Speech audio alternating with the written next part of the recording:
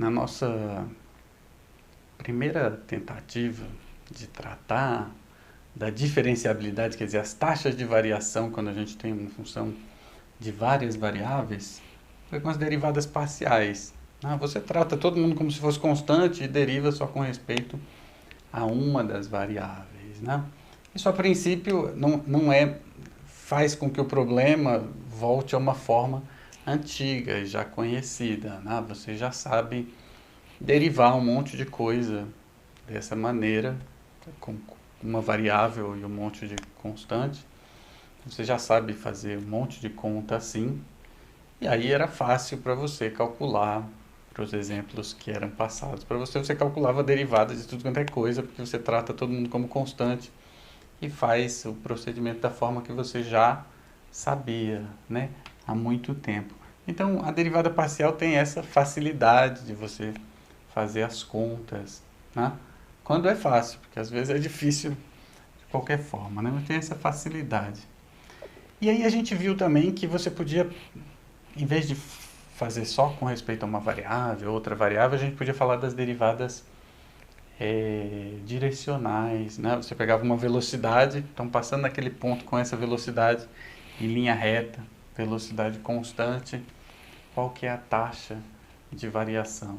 E a gente falou das derivadas direcionais. Agora, para as coisas funcionarem bem, por exemplo, a gente podia também falar de uma curva passando no ponto, mas que não fosse com velocidade constante, mas que naquele ponto tivesse aquela tal velocidade v. E pela regra da cadeia, a gente viu que isso aí não dependia da curva, dependia só da velocidade. E um ponto é que a regra da cadeia, ela na verdade não vale necessariamente se você não tiver uma derivada naquele molde complicado de transformações lineares. Então, a gente viu esse exemplo clássico aí da parábola, uma função definida em R2 que vale 1 em cima da parábola, com exceção desse ponto aqui, e 0 nos demais lugares. A gente viu que as derivadas direcionais eram sempre 0. Mas quando você vem por uma direção que não é uma linha reta, pode ser que a função nem diferenciável seja, quando você tem uma curva passando, e aí não funciona essa coisa de, depende só da velocidade, não depende da curva, porque a regra da cadeia não vale quando a gente não tem uma coisa um pouco mais elaborada. Então, a derivada parcial é fácil de fazer a conta e tal, mas ela tem essa dificuldade que as propriedades não são boas. A gente não vai ter a regra da cadeia, por consequência, a gente não vai, nada do que a gente faz nesse curso praticamente funciona se você não tiver uma transformação linear. Uma outra dificuldade das derivadas parciais é que às vezes você tem, não é esse caso aqui, mas às vezes você tem derivadas direcionais em todas as direções, mas elas não têm uma relação linear, Quer dizer, se você souber a derivada nessa direção e a derivada nessa outra, não significa que você vai saber a derivada naquela direção lá, O exemplo clássico disso daí é quando é uma função, eu nem sei como é que é muito a fórmula da função não, mas uma função, de novo, definida em R2, que em cima dos eixos ela é 0.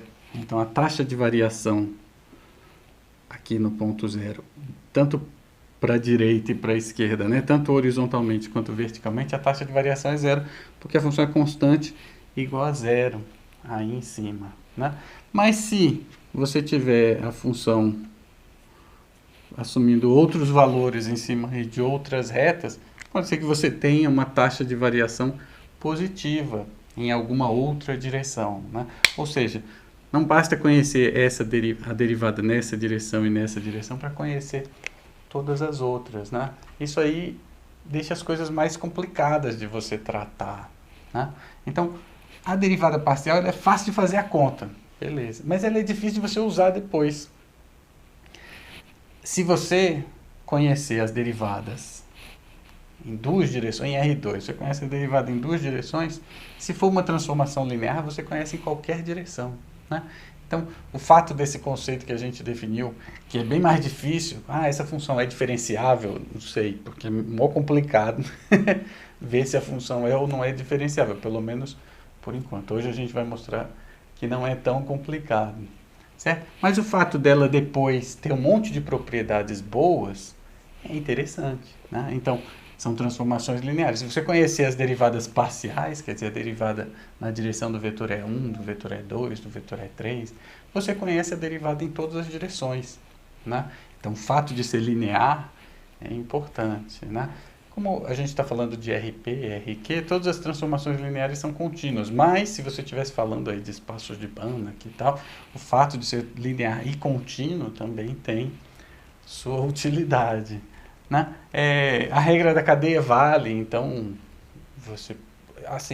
a vida funciona muito melhor quando você tem essas regras todas, né? Então, nesse sentido, esse conceito aqui parece ser bastante útil, apesar dele ser mais complicado, porque e aí é ou não é diferenciável, né?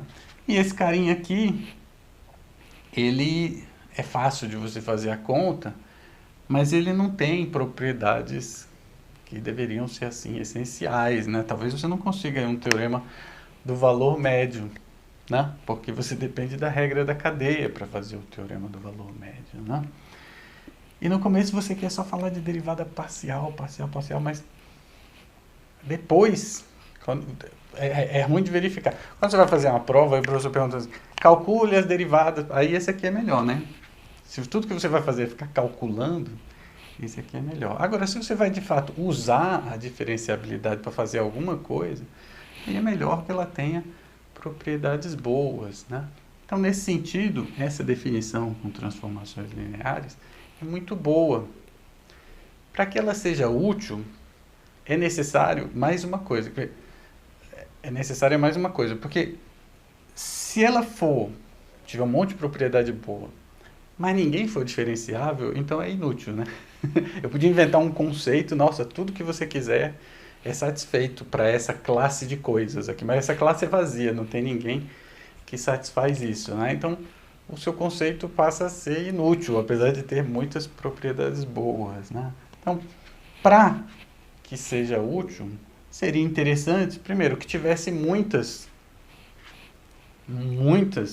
funções que fossem diferenciáveis, porque a gente inventou um conceito de diferenciabilidade aí, mas eu peguei uma função lá, será que ela é diferenciável? Né? Verifica que ela é diferenciável, né? Então, se não for para nenhuma função, esse conceito é inútil, né? Certo? Então, isso a gente vai ver hoje, que na verdade não é tão difícil de verificar e que existem muitas funções que são diferenciáveis nesse sentido aqui, certo? Esse é o teorema de hoje. Se a gente souber que uma função f, definida aí num espaço produto, né? Se a gente souber as diferenciais parciais, quer dizer, a derivada num subespaço, a derivada no outro subespaço, será que eu consigo concluir que a f é diferenciável? A gente já viu que não, com aquele exemplo da parábola, né? Que a função f tem todas as derivadas direcionais, no caso aqui, em especial, tem as derivadas parciais, né? Na direção do vetor E1, na direção do vetor E2. Os subespaços são R e R. Né? A gente já viu que essa função, as derivadas parciais, elas existem, mas a função, no final das contas, não é diferenciável. Né? Não vale a regra da cadeia para essa função e tal. Né? Então, não é suficiente essas funções serem diferenciáveis parcialmente no ponto A. Certo? A gente quer encontrar umas condições para que a gente possa concluir isso, que f é diferenciável no ponto A, e que a diferencial é isso aqui, ó, e você aplicar a variação no subespaço E mais a variação no subespaço F, né? E aí você ter a variação total. A gente já viu que se a função f for diferenciável no ponto A, a diferencial tem que ter essa forma aqui, né? Então, se ela for diferenciável, essas duas são tem as parciais todas, e as parciais vão dar a derivada total dessa maneira aí. Isso aí é bastante simples, né? A dificuldade aqui é mostrar que f é diferenciável em A, certo? Então, para facilitar a vida da gente, porque o quadro é pequeno, eu vou apagar esse pedacinho aqui. E aí a gente parte para a demonstração. A primeira coisa que eu queria observar é o seguinte. A gente pode pegar essa função f aí e substituir por uma função g. Assim, g é igual a f menos f de a. Eu estou só tirando uma constante, né? Então, esse aqui vai ser diferenciável se somente se a f for. Tá? Então, sem perda de generalidade, a gente pode assumir que f de a é igual a zero. Né? Da mesma forma, eu posso fazer o seguinte, a g, escrever aqui, vai ficando bagunçado, g de xy é igual a f de xy menos f de a. Eu posso ainda subtrair, por exemplo, d1 FA aplicado em x. Tá? Por quê? A derivada dessa função aqui, isso aqui é uma função de xy. Eu estou enxergando esse cara como sendo uma função de xy. Na verdade, é o mesmo que d1 f de a composta com a projeção na primeira coordenada. Né? Bom, se você derivar isso daqui com respeito a x, dá ele mesmo, é transformação linear. Né? Se você derivar com respeito a y, dá zero. Então, no final das contas, quando a gente faz isso daqui, a derivada da g com respeito só a x, só a primeira variável, vai ser a derivada da f com respeito à primeira variável, menos esse daqui, a derivada dele é ele mesmo, que é a transformação linear, menos ele mesmo. Então, a derivada da g com respeito à primeira variável dá zero. Certo? Então, quando a gente põe aqui g é igual a isso menos a derivada da f com respeito à primeira variável composta com a π1, a gente tem agora que a derivada da g com respeito à primeira variável no ponto A é zero. Certo? Então, a g vai ser diferenciável se somente se a f for. Né? Então, a gente pode assumir também, sem perda de generalidade, que d1f no ponto A é zero. Certo? Da mesma forma, a gente pode ainda subtrair, deixa eu apagar aqui, a gente pode subtrair a derivada com respeito à segunda variável, d2f no ponto A, e assumir, então, que esse cara aqui também é zero. Certo? Basta substituir a f por essa função g aqui, que subtrai esse pedaço todo aí. A gente vai ter uma função que satisfaz isso tudo aqui. E a g vai ser diferenciável exatamente quando a f for diferenciável. Se você for olhar no livro-texto da gente, e acho que na maioria dos lugares, ninguém fica falando muito que sem perda de generalidade você pode assumir, porque no fundo você mostrar que você pode assumir sem perda de generalidade alguma coisa, para você dar confiança na pessoa, né? Eu mostrei mais ou menos, né? Para você argumentar isso tudo, pode dar mais trabalho do que ficar carregando essa função aqui. Então, o que as pessoas fazem normalmente é pegar essa função aqui, g de x igual, né? G de xy igual a f de xy menos f de a, menos d1 de f de a aplicado em x, menos d2 de f de a aplicado em y. As pessoas pegam essa função toda e carregam ela durante a demonstração toda. Certo? Então, onde a gente vai fazer norma de g, o pessoal faz norma desse bagulho todo aí. Ok? Então, a primeira coisa que eu queria fazer era esse sem perda de generalidade aí. Então, a gente está assumindo isso tudo aí.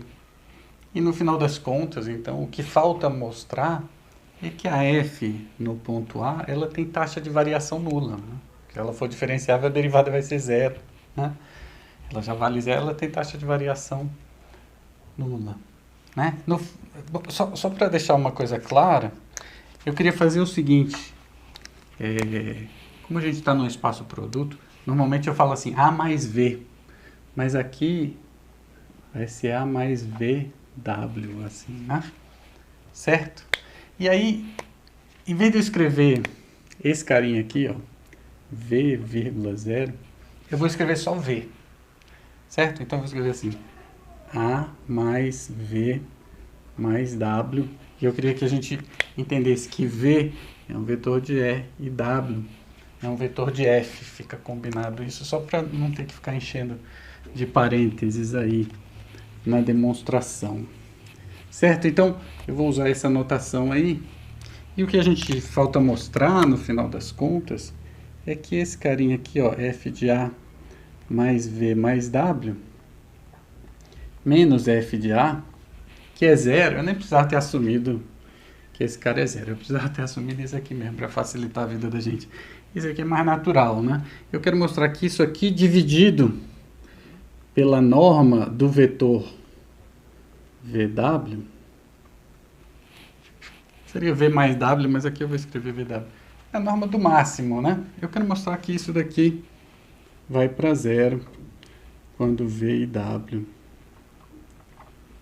vão para zero. É isso que falta a gente mostrar, né? Então eu queria estimar esse quociente aí em termos das derivadas parciais, certo? A gente quer fazer essa conta aqui.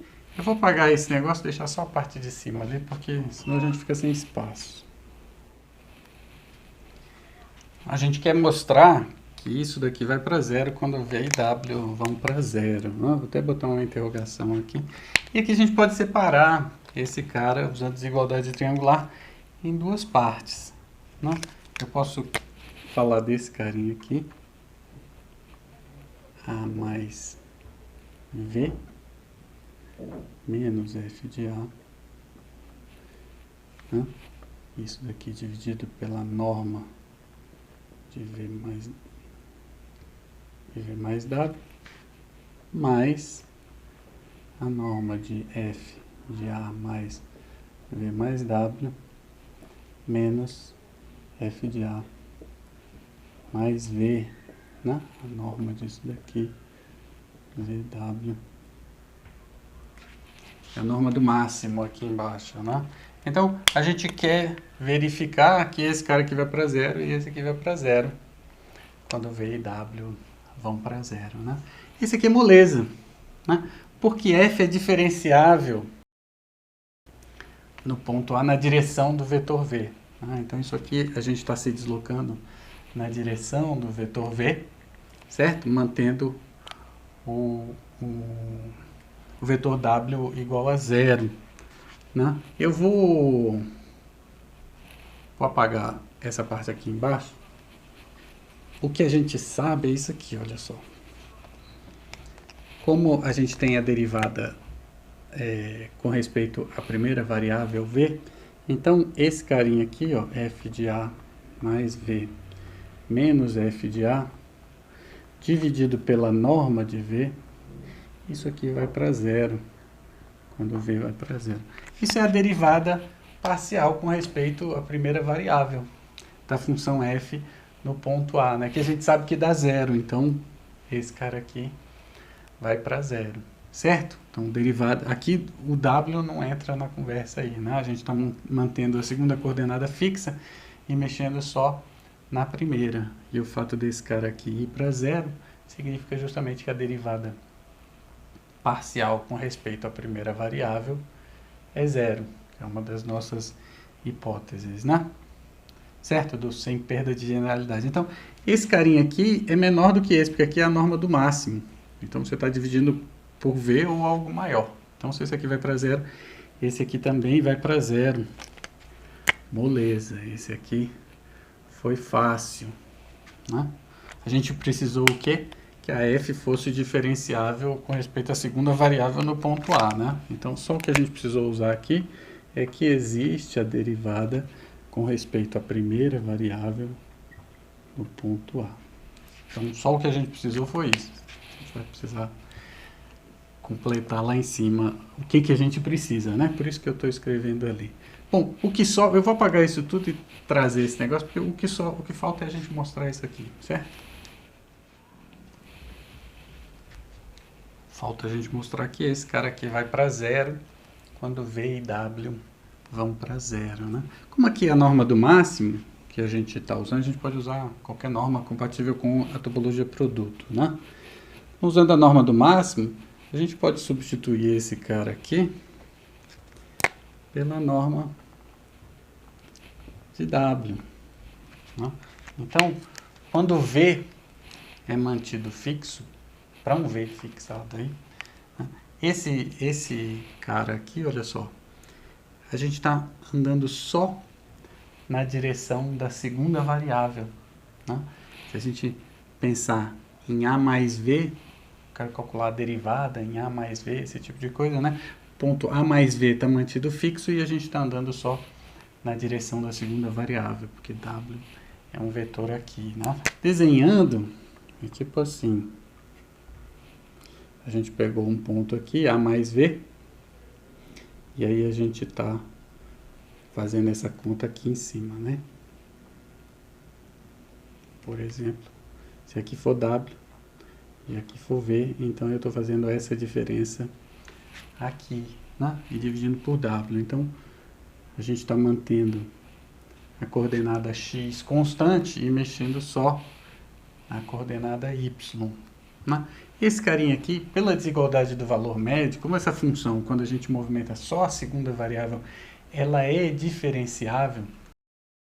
Se ela, por enquanto, o que a gente tem é isso aqui, né? A função diferenciável em A. Mas aqui, olha só, eu vou querer que ela seja diferenciável em todos os pontos aí, para poder usar a desigualdade do valor médio, né? Mas se ela for diferenciável em todos os pontos, isso é menor ou igual que o supremo da norma da derivada segunda, né? Com respeito à segunda variável, eu estou mexendo só em W, né? A mais V mais TW. Eu só estou mexendo a segunda variável, né? Para T pertencente ao intervalo 0, 1, né? Essa é a desigualdade do valor médio, né? Então, se, além de tudo, a f com respeito à segunda variável for diferenciável em todos esses pontos aqui, aí eu consigo usar a derivada segunda, né? Então, para a derivada primeira, eu só vou assumir assim que existe. A função é diferenciável com respeito à primeira variável no ponto A. Com respeito à segunda variável, eu vou já escrever aqui a condição. Mas, por enquanto, o que a gente precisa é que existe sempre.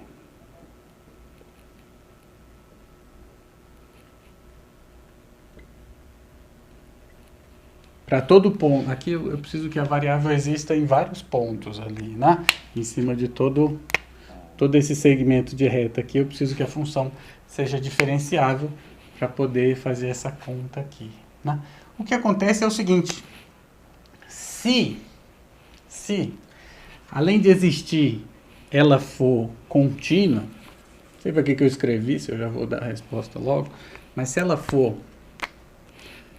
C1, se ela for C0, se ela for contínua, vou escrever só contínua. Se a diferencial com respeito à segunda variável for contínua, em A, ou seja, ela tem que ter derivada aí perto de A em tudo quanto é canto, e a diferencial tem que ser contínua, né? Então, eu deveria deixar que existe e é contínua em A, né? Então, essa diferencial tinha que existir em ômega. Ah, tem pouco espaço. Existe em ômega. Existe em tudo quanto é canto. Na verdade, eu só preciso que ela exista numa vizinhança do ponto A, né? Se ela existir em ômega e for contínua no ponto A, o que acontece é que se você fizer V e W se aproximarem de zero, que é o que a gente quer, né? Que isso daqui vá para zero quando V e W se aproximem de zero, né? Esse negócio aqui vai para zero, né? Então eu vou escrever diferente. Eu vou fazer o seguinte. Eu vou fazer assim. Eu vou pegar eu vou pegar o supremo, em vez de eu pegar só esses pontos aí, eu vou pegar o supremo em todo esse quadrado aqui, né? Certo? Então eu vou fazer assim, eu posso pegar o supremo em tudo quanto é canto aí, né? Se eu quiser. Então eu vou pegar o supremo da diferencial segunda, opa, faltou da f, num ponto x, onde x, em vez de eu pegar só em cima desse segmento de reta, eu vou pegar nessa bola inteira. Então x pertence à bola de raio, qualquer coisa aí, um raio menor do que, né, do que a norma de VW centrada em A, né? Quer dizer, se todo mundo for pequenininho, tanto V quanto W forem pequenininhos, eu queria que isso aqui fosse para zero. Essa é a ideia, né? E aí, em vez de eu tomar o supremo desse negócio em cima aqui só do segmento, eu posso tomar logo o supremo em cima de tudo, que eu tomando um supremo, um negócio maior, né? Certo? Então pode ser que eu tenha aumentado o supremo. Se esse cara aqui for para zero, quando a norma de V e W forem para zero, tá tudo certo, né? Então, olha só, se a diferencial segunda for contínua no ponto A, significa que quando V e W vão para zero, esse carinha aqui vai para zero. Certo? Então, essa desigualdade aqui, desse jeito que eu escrevi, antes, quando eu não coloquei o x aqui, tinha V e W ali. Quando eu desapareci com V e W, ficou o supremo da derivada numa bola.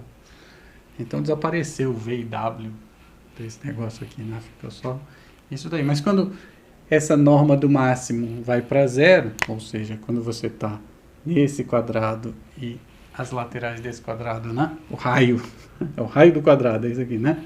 Vai para zero.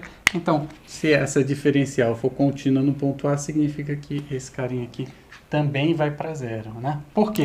Porque D2 de F no ponto A é zero. Então, se ela for contínua, significa que esse converge para zero, né? Ou seja, essa norma vai para zero, certo?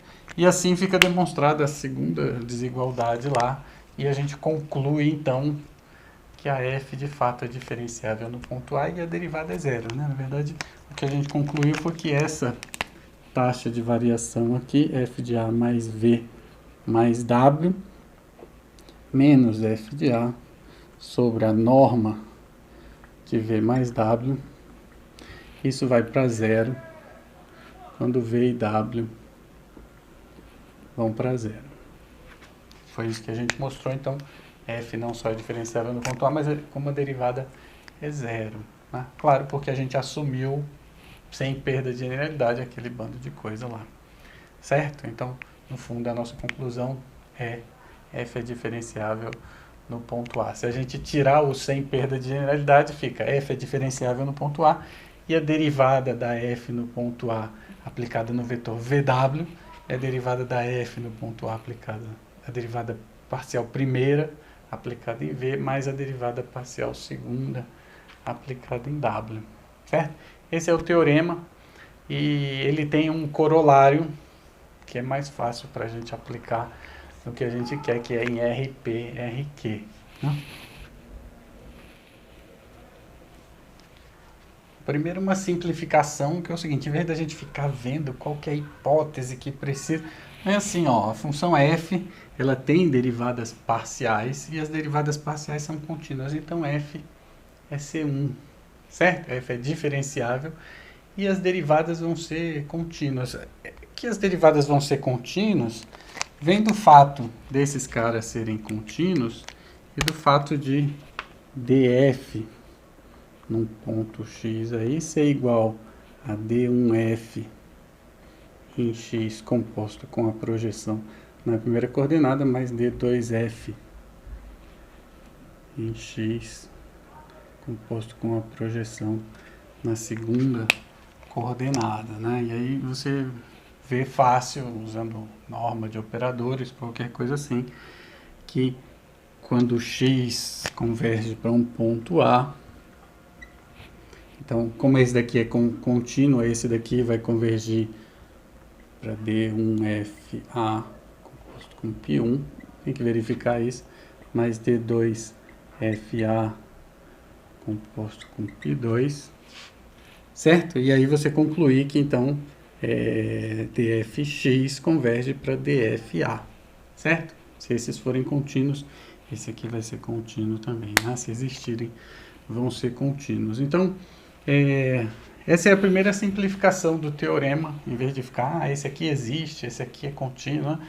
Põe logo que todo mundo é contínuo, né? A gente escreve isso daí, dizendo assim, se em vez de dizer contínuos, eu podia dizer assim, C0, né?